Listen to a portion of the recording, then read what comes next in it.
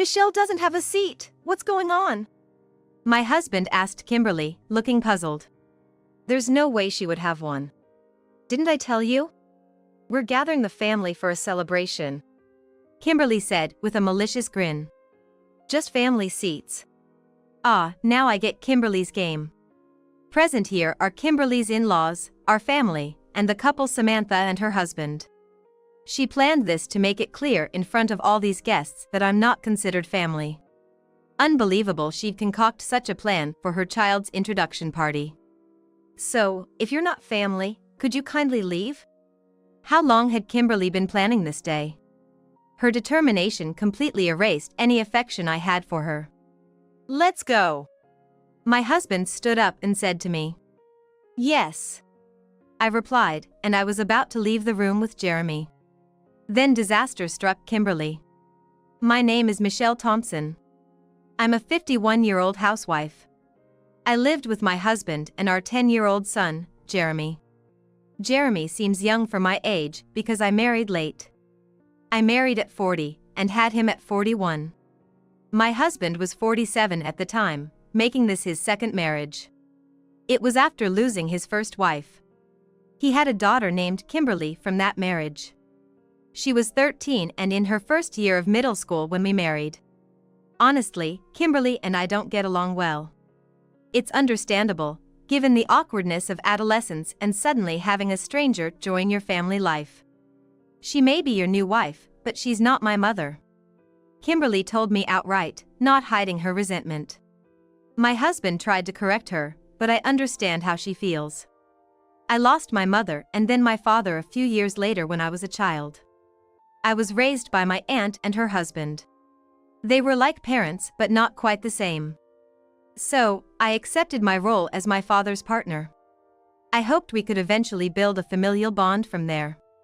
But once we started living together, Kimberly's attitude towards me was truly awful. Hey you, wash the gym clothes for tomorrow's PE class. Your lunch looks so brown and old-fashioned, it's embarrassing. Don't bother making it anymore. Give me lunch money instead. Coming to my career counseling? No joke, don't you dare come. You're not my mom, so stop acting like it. Kimberly would say things like this all the time. I'm only tolerating you because Dad let you into this house. Honestly, just having a woman who used to be a waitress around is disgusting enough. I can barely stand it. One day, she bluntly demeaned me as a disgusting woman. The aunt and uncle who took me and owned a restaurant. It's true I worked as a waitress there. But it wasn't out of reluctance. I actually loved working at the restaurant and continued to do so until I got married. Kimberly, I take pride in my work at the restaurant. I understand you may dislike me, but I won't tolerate you disparaging that job. I found myself objecting to her words for the first time. It's still nightlife work. It's a lowly job. Kimberly wouldn't listen to my rebuttal and just locked herself in her room. Until then, I had remained silent no matter what was said, but this time I thought about telling my husband. However, I ended up not saying anything. That night, I suddenly felt ill and went to the hospital, where I found out I was pregnant. I had just turned 40. The joy and surprise of naturally conceiving at my age were overwhelming. My husband and I had decided not to pursue fertility treatments but to leave things as they were, partly because of Kimberly's presence. While I wasn't against having my own children, I didn't have a strong desire to marry initially. Having received such a precious connection, I thought it best to first be recognized as Kimberly's mother. When I shared the news, my husband was happy. But Kimberly was furious. This was a shotgun wedding, wasn't it? I know for a fact that you and Dad were in that kind of relationship even when my mom was alive. Kimberly stood up and slammed the table with both hands. Who told you that? That's not true. Kimberly, there's been some misunderstanding. Don't you dare call me Kimberly as if we're close. Her gaze pierced me as if I was something filthy. You just waited to get married because it would look bad otherwise, right? Who has been filling your head with these lies? It doesn't matter who. I just won't accept this child. Don't have it. Her words were so harsh that my husband got angry and they argued, leaving me feeling utterly miserable. I had imagined Kimberly might not be happy, but I never expected her to demand I not have the baby. After my husband took the time to talk to Kimberly calmly, it turned out her aunt and uncle had been filling her head with these notions. Kimberly's real mother had passed away 3 years ago, and since then, her Aunt Samantha and her husband Edward had been frequenting our house. I had heard not so great things about this couple from my husband. Samantha and Edward were not very responsible and often couldn't hold down jobs. They would come to Kimberly's mother to ask for money when they were in trouble. I had advised against lending them money too often, but since they had lost their parents young and were only 2 sisters, she found it hard to refuse. My husband spoke vaguely, but his tone suggested he preferred not to continue associating with them deeply. When her real mother became ill, Kimberly was still in elementary school, in the lower grades. My husband tried his best to take care of her, but it was impossible to do it alone. That's when Samantha and her husband offered to help with Kimberly. "Brother, Kimberly is my sister's precious only daughter. Since we're neighbors, let us help out, please." "That's right, aren't we family? We don't have children, so we think of Kimberly as our own." Believing their words that they wanted to take care of their blood-related niece and help in place of her mother, we discovered over time that Samantha and her husband had been taking money and gifts from Kimberly. My husband had confided in me that this was one of the reasons he considered remarrying. It seems that these two had been poisoning Kimberly against me, saying things like, "She's just a shady woman who flatters men, coming from the nightlife business. It seems she had that kind of relationship with your father even when your mother was alive. You should never call such a woman mom." Kimberly believed what her doting aunt and uncle told her, and that's why she treated me the way she did. Fed up, my husband gave Samantha and her husband a final warning. "We've kept quiet about the small things because you were looking after young Kimberly, but if you spread lies again, we'll sue for defamation." Intimidated by my husband's threat, Samantha and her husband hurriedly started to correct themselves to Kimberly. "It's not what we meant. We just said that not all waitresses are bad. We didn't mean Michelle. We've known her for a long time through work. That's all we meant by saying she was an acquaintance of your mother before she passed. And to have a honeymoon baby, you're lucky to be blessed with a child so soon." The more they tried to excuse themselves, the less genuine they seemed, but since they came to apologize like this, I decided to forgive them this once. However, Kimberly's mistrust towards me couldn't be completely cleared, and we continued to live together in a cold relationship for many years. Later, I gave birth to my son safely. While Kimberly never called me mom, she ended up living with us as a family, perhaps because we banned Samantha and her husband from visiting, leaving her no choice but to accept my care. Our interactions were formal, but at least the days passed in surface-level peace. It seems she acknowledged Jeremy as her brother, at least. And she even took care of him somewhat affectionately.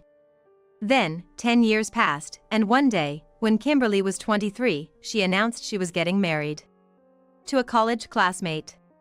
I didn't know, but they had been dating since college and decided to get married. "We're going to have our wedding ceremony abroad, just the 2 of us." They planned to go to a tropical island for their honeymoon and have a private ceremony there. I momentarily wondered if they chose not to invite anyone because they didn't want me there. But then I remembered that my husband and I had our ceremony at a chapel during our honeymoon trip. It seems such styles are quite popular among young people nowadays. I sincerely wished them well. Kimberly and her husband started their life near his parents' home. Eventually, Kimberly informed us she was pregnant, and in due time, she gave birth to a baby girl. To Jeremy, she was his niece.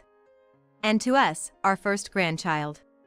When I contacted them about wanting to give a birth gift, this was the reply. "We're gathering family for a baby viewing party, please come then." Given what was said, we decided to hold off on the celebration until then. They had mentioned waiting until her health was back after giving birth, but if there was going to be such a day, it seemed best to attend then. And then the day of the showcase arrived. The venue was a party room in a well-known restaurant, famous for being hard to book. Securing the venue there must have been difficult, despite its reputation. Upon inquiry, I learned that Green Foods, where Kimberly had married into, supplied food to that restaurant, and through that connection, they managed to secure the venue for 2 hours this afternoon. My husband, Jeremy, and I were guided to the venue. Indeed, it was a splendid room. The venue was filled with relatives from Kimberly's marital side, business associates, and guests looked forward to enjoying the restaurant's cuisine. Our relatives were there too. It was inevitable that Samantha and her husband were invited. They were Kimberly's maternal aunt and uncle after all. Upon entering the room, I noticed there was no seat for me. While there was a seat for Jeremy at the same table as my husband, my name tag was nowhere to be found. Michelle doesn't have a seat. What's going on? My husband asked Kimberly, looking puzzled. There's no way she would have one. Didn't I tell you? We're gathering the family for a celebration, Kimberly said with a malicious grin. Just family seats. Ah, now I get Kimberly's scheme. By rejecting me in a public setting, she intended to declare that I'm not considered family. I couldn't believe she'd orchestrate such a thing at her child's introduction party. So, if you're not family, could you kindly leave? At those words, her husband, Scott, and his parents were visibly flustered. I've been tolerating things up until now, but I have to protect this child, so I've been putting up with a lot. Holding her newborn daughter close, Kimberly continued tearfully, loud enough for all the guests to hear. Father, Mother, and Scott. I've never said this before, but this woman stole my father from my real mother and wormed her way into our house. All eyes in the venue were on me. Back then, I was still in school. Despite how much it hurt, I had no choice but to endure. My mother suffered because of it, and it shortened her life. The gaze of the guests quickly turned accusatory. I always thought I'd show her one day. That's how I've lived all these years. Let me be clear, this person is not my family. I had lived these 11 years thinking of Kimberly as my daughter. Despite knowing she hated me, I still cared for her as my daughter and Jeremy's sister. Kimberly, you really endured a lot. I always thought you were bearing a lot too. In a way, this woman is the enemy of my sister. Kimberly came to us because she needed to protect her child from such a woman, and that's why we planned this. As I suspected, Samantha and her husband were complicit. I wonder how long Kimberly had been planning this day. Her relentless determination completely erased any affection I had for her. There's no truth to that. I explained it's all lies, my husband said, his eyes widening with undisguised anger. Those two had been desperately apologizing at that time, but they must have continued communicating with Kimberly and concocted this plan together. Their faces bore smug smirks. My father, in a way, is an accomplice. He would never speak ill of that woman. That's right. You has always been defending that woman. I felt sorry for Kimberly, being neglected by her own father like that. The guests were completely fooled by their convincing performance. I had no allies here. If Dad breaks up with that woman, I'll forgive everything. But if you continues to defend her, then you should prepare never to see his granddaughter again. While saying this, Kimberly handed her baby over to the in-laws in a gesture that seemed to take the baby away from my husband. My husband stared at Kimberly's daughter for a while but eventually closed his eyes tightly, as if making a decision, then turned his back. Are you sure about this? You'll never see your granddaughter again. Let's go. My husband stood up and said to me, Yes. As I was about to leave the room with Jeremy, something unbelievable happened. Yikes! Kimberly's scream echoed through the showcase venue. What are you doing? Her face was covered in cream, looking like something out of a slapstick TV show. Don't say bad things about Mom. It seemed Jeremy had thrown the celebration cake at Kimberly's face. Mom has always cared for you. Why would you say such terrible things? Jeremy's face turned red with anger, tears brimming in his eyes. How could you do this?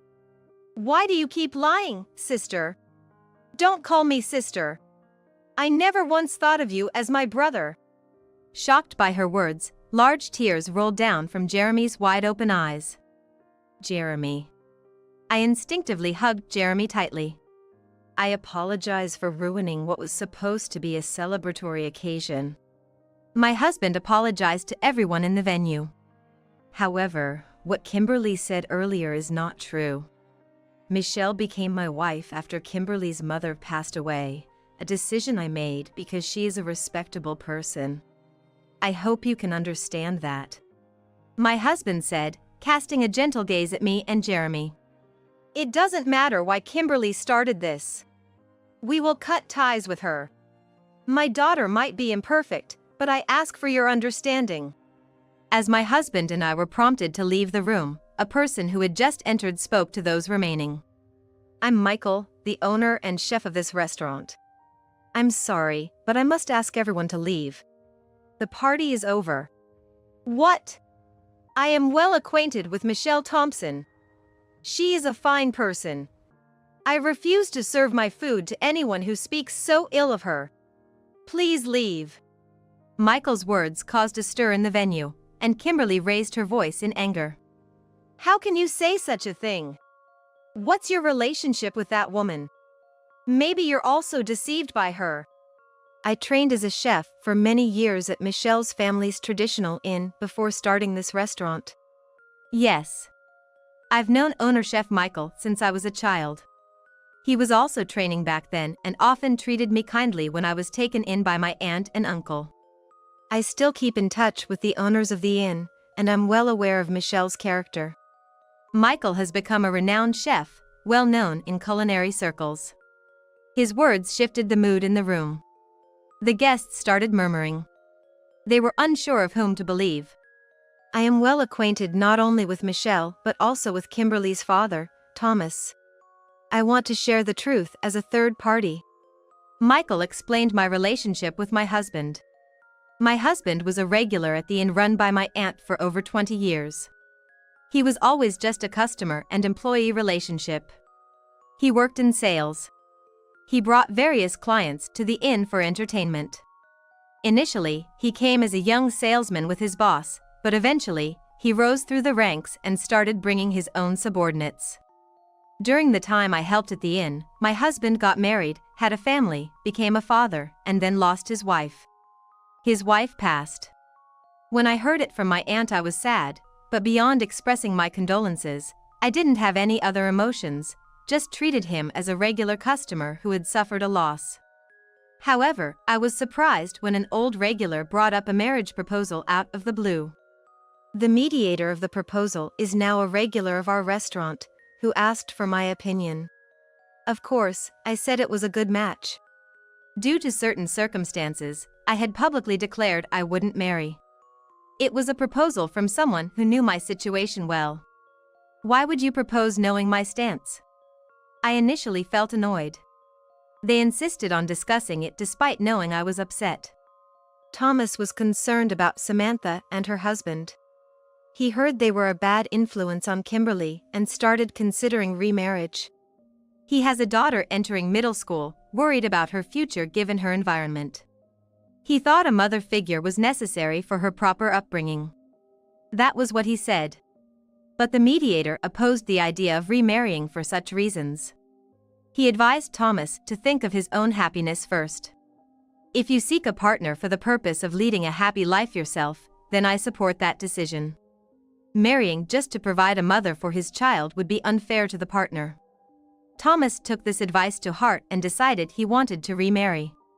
I believe showing Kimberly that I can be happy is also for her benefit. That's why I decided to remarry. Hearing this, the mediator recommended me to Thomas. Michelle was quite troubled by the proposal. I heard about it from the introducer. Yes, I was deeply conflicted. It's a very personal matter, so I won't explain it here, but I had resolved never to marry. When I was younger, I had someone I considered marrying. My aunt and uncle didn't want to decide my life for me, so they supported me through college and even suggested that getting a job and seeing the world first would be good for me. That person was a client I met through my job.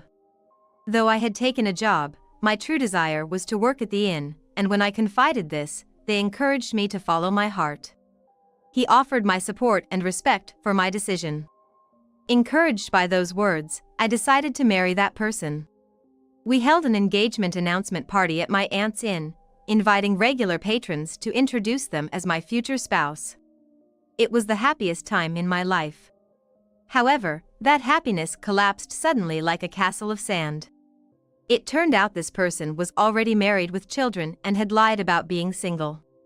They said they intended to divorce, but how could I trust someone who lied about such a fundamental thing?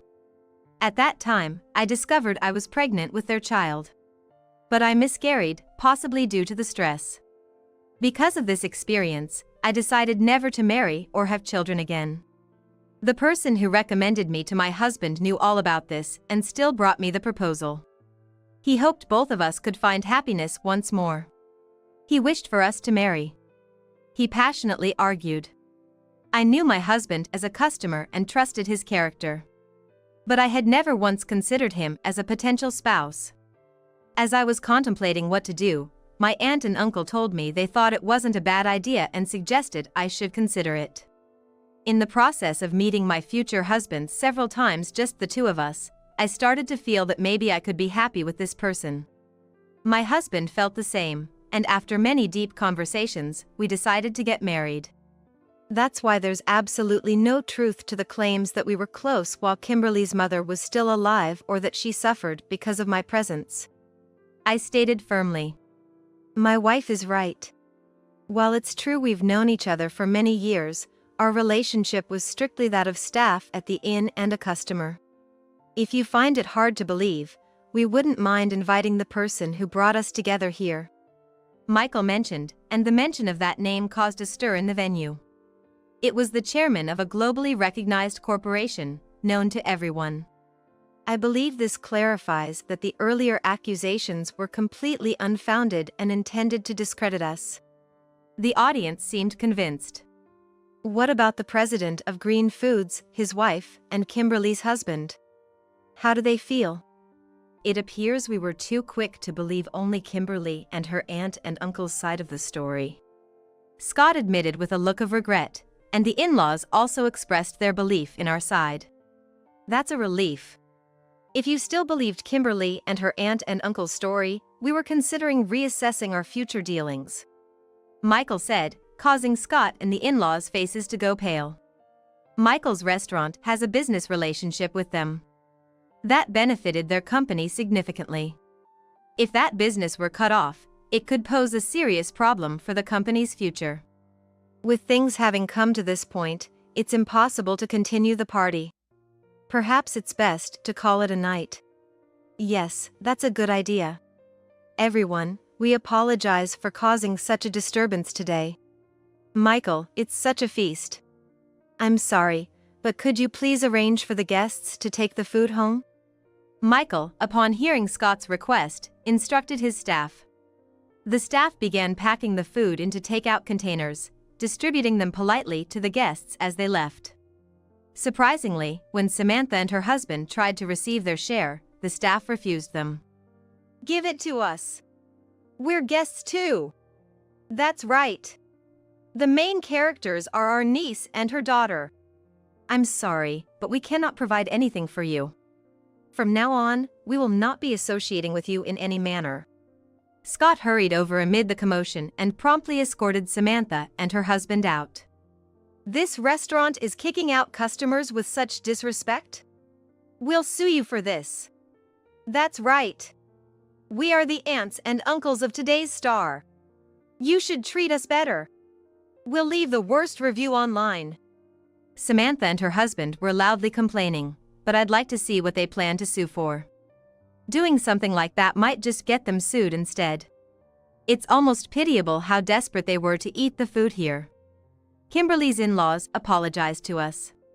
They had no idea Kimberly and Samantha and her husband were plotting such a thing. Regarding the absence of my seat, they were told by Kimberly. I'm disliked by my mother. I invited her today, but she refused. They were moved to tears by the complaint, thinking what kind of mother that made me. Kimberly badmouthed me whenever possible, expressing relief at leaving the house and feeling genuinely happy to be accepted by her in-laws. She also apparently wanted a wedding abroad with just the two of them because she didn't want to invite me. The in-laws, feeling sorry for her, allowed it. This grandchild's showcase was meant to formally introduce Kimberly as a family member to work colleagues and relatives out of kindness. But it turned into a terrible scene, for which I feel truly sorry. My husband declared disownment to Kimberly, now covered in cake. I've always said not to trust them too much, but you chose to believe those two over us and caused this. We're cutting ties with you. Dad, that's terrible. How much more will you be deceived by that woman? Don't you care about your own daughter? It's not true, I added to my husband's words. Your father thinks of you as a precious daughter, which is why he hoped you wouldn't believe the lies told by Samantha and her husband. I don't want to hear from you.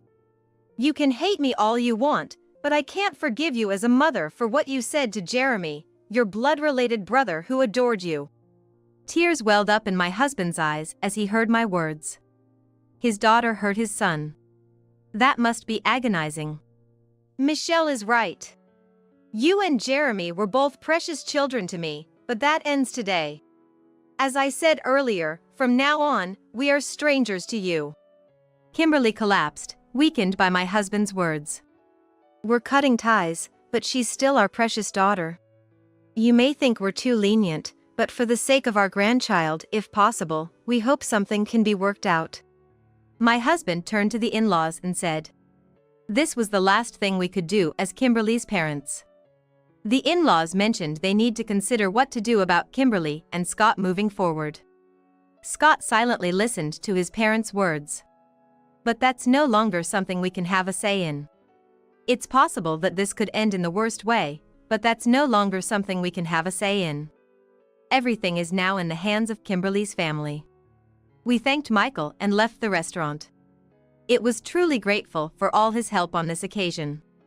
We planned to visit again to properly express our gratitude. From today, our family will just be my husband, Jeremy, and me. It's as if our daughter Kimberly never existed. That's okay. I feel as though I've been released from an 11-year curse, feeling completely refreshed. After getting home, my husband deleted all of Kimberly's contact information. And he blocked her phone numbers and accounts. While I planned to sever all ties with Kimberly as well, the thoroughness of my husband's actions made me somewhat uneasy. However, I also felt that such drastic measures were necessary to prevent our determination from wavering. From the expression on my husband's face as he worked, I could understand his feelings. Scott later reached out to inform us. For the moment, divorce had been avoided. But with conditions. Kimberly is to have absolutely no contact with Samantha and her husband. If any contact is discovered, they will proceed with a divorce immediately. He had them sign an agreement and a divorce paper, which he is keeping on file. Kimberly apparently told her in-laws the entire truth about everything. Samantha and her husband had promised her our house if they succeeded in driving me out. They intended to live here, acting as managers, and have Kimberly pay them a salary. Kimberly had convinced her in-laws she was cherished and well cared for by Samantha and her husband since she was a child, completely fooling them. Scott apologized for this, but it's no longer our concern. We chose to only accept his words. 3 years have passed since that showcase event. Unfortunately, Kimberly was divorced and expelled from the Green family. Despite her assertions, she couldn't sever ties with Samantha and her husband. And she was caught meeting them secretly, leading to her husband disowning her. Kimberly's daughter is now in the care of the in-laws, with Kimberly not allowed any visitation rights. It seems she finally felt true regret, but it was too late. She desperately apologized to her husband and begged for reconciliation, but was not forgiven and now works at an inn in the countryside. Kimberly once scorned my work at the inn. She was now doing that very job herself. It's an ironic outcome. The hard work must be a challenge for Kimberly, who lived a life without hardships. It's unfortunate but a consequence of her own actions. Whether she reflects on her actions through hard physical work or still views it as demeaning remains unknown. Regardless, it's no longer our concern. We probably won't ever see her again. In my heart, I've bid farewell to Kimberly, who I once thought of as my daughter. To distance ourselves from Kimberly, we sold our house and moved. My husband resigned from his job, and now we work together at my aunt's inn. Kimberly, who wanted nothing to do with me, likely has no idea which inn it might be. Even if she were to find out, my husband insists he wouldn't accept her, but I suspect it would be painful to actually see her. For both our sakes, it's better not to know. My husband was an exceptional salesman. Thanks to him, our inn has flourished even more, becoming a renowned establishment recognized not just in USA but internationally, similar to Michael's restaurant. As the next landlady, I'm dedicating myself to daily training. While I hoped Jeremy would pursue whatever he's passionate about, it turns out he's interested in the inn's management and wants to take over someday. He's still just a 13-year-old boy. So his interests could change, but I'm holding on to some hope. Jeremy will surely make a great successor. You've raised him to be such a kind and honest boy, thank you. You're truly a wonderful mother. My husband says with a smile. Yes, he certainly will. He's your son, after all.